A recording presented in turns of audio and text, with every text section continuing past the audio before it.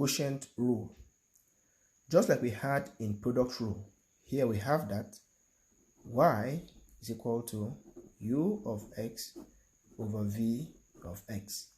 Now this is to say that y is a quotient of two functions, u of x and v of x, which we write sometimes as u over v. But let the understanding be there that u and v are both functions of x.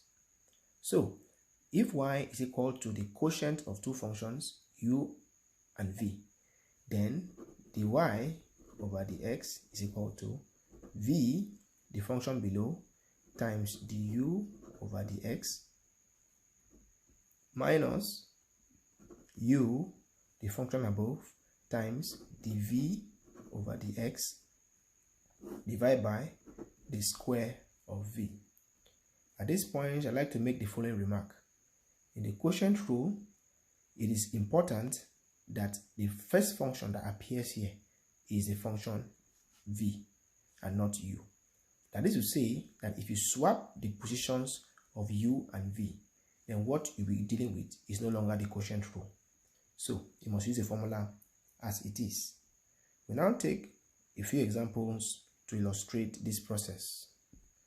So we have y equal x plus 3 divided by x minus 2.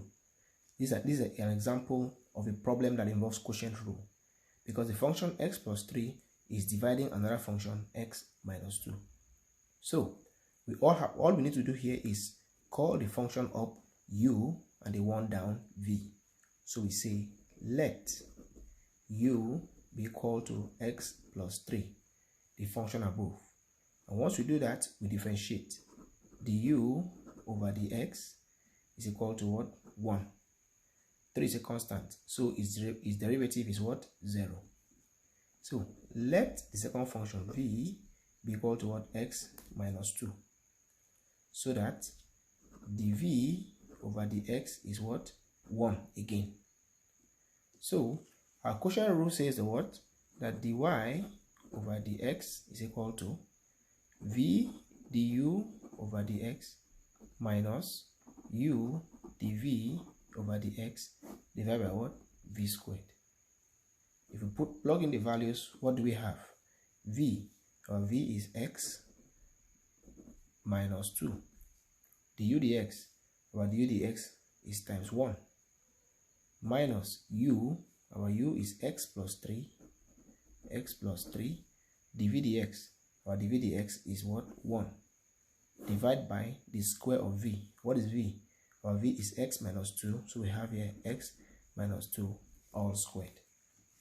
So if we expand, we have x minus 2 minus times x is minus x, and minus times 3 is negative 3 divided by x minus 2 all squared.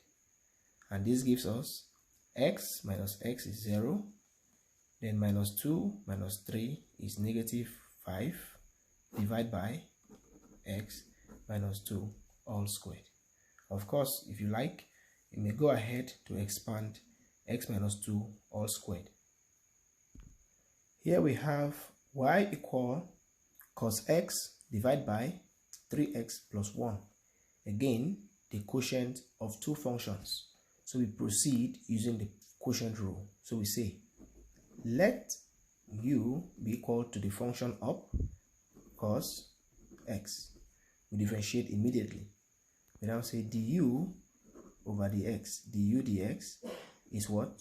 When you differentiate cos x, you get negative what?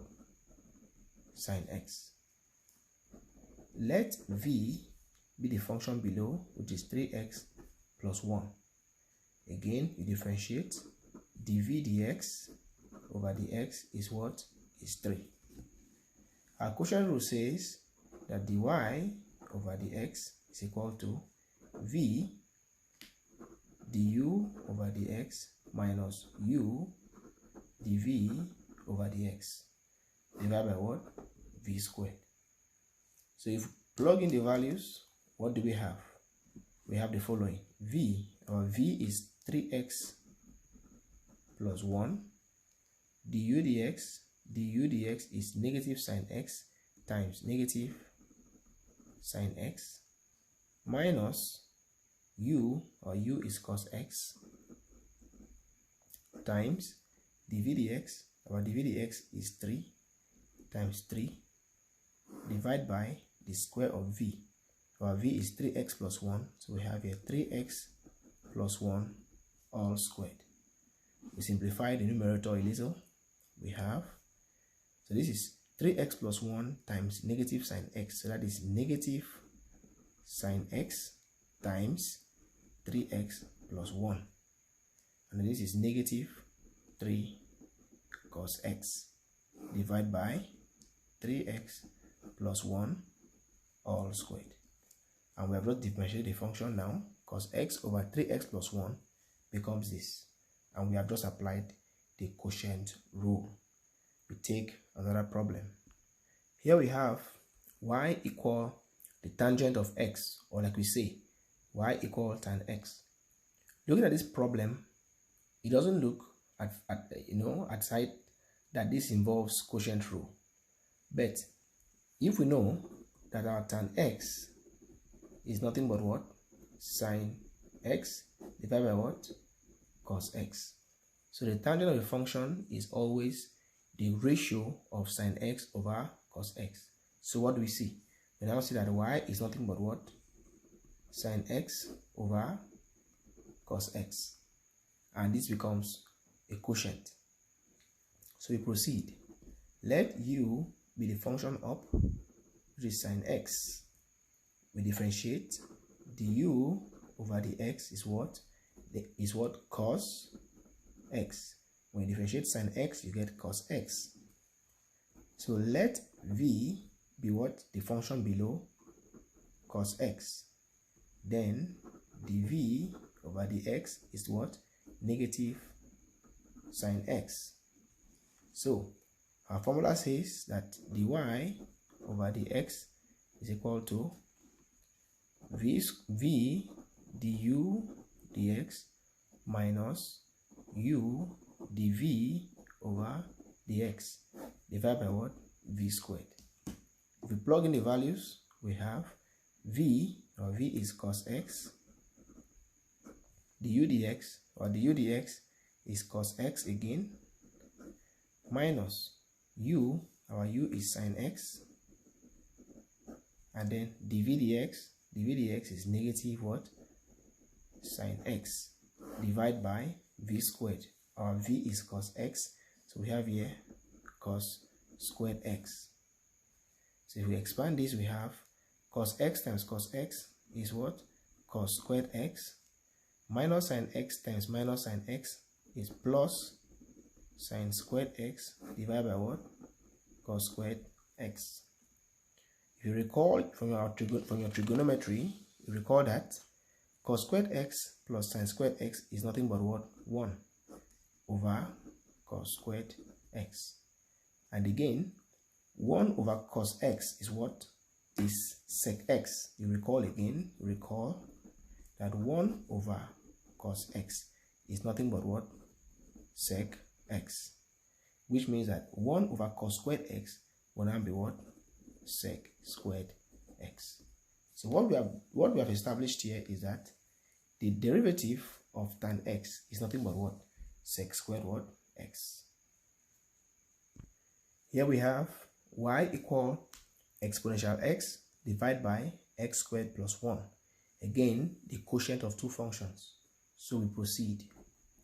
Let u be the function of exponential what? X. If you differentiate u with respect to x, what do we get? Exponential x. Recall that when you differentiate exponential x, you get exponential what? X. So let v be the function below, which is what? X squared plus 1. So that dv over the x is equal to 2x. Quotient rule. Dy over the x is equal to v du dx minus u dv over the x divided by what? V squared. We plug in the values. What do we have? We get v, our v is x squared plus 1 du dx. du dx is exponential x minus u is exponential x times dv dx is what? Is 2x divided by v squared. Our v is x squared plus 1 all squared.